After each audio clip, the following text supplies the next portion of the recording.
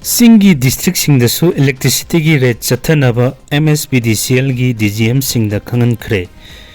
Manipur gi tongan ba Chinggi district singda kanglon kaina mai kotlaga thalamba singi mathakta rate chathanaba Manipur State Power Distribution Limited Executive Director Technical M Ravi Singhana office order ama ngasi thokre.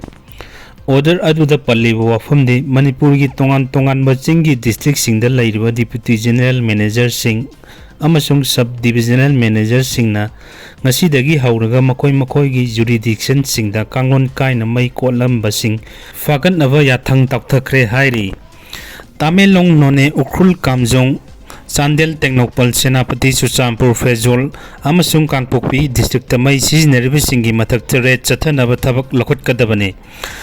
Loinana karingwa mai huran bagi maral da faraba singna paukche da phongdokpaga loinana ngasidagi hauraga matung tarakpa numit khudingi oina order thokleba mioi asida yoholakadabani haina palli.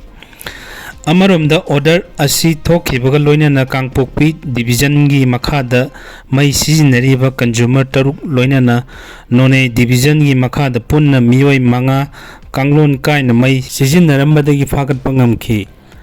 Masida natana ngasi chathakhiba mai lana sizinaramba sing fagatnaba rate aduda Imphal Electrical Division number 4 gi lamlai amasung lamlong area dagi mioi tarani toy Imphal Electrical Division number 2 gi Iroisembadagi mioi ama Imphal Electrical Division number 3 Kongba area dagi mioi ahum Kakching Division gi makhada mioi ahum Bishnupur Division gi makhada mioi nipan yauna punna makha tana chathaki gani.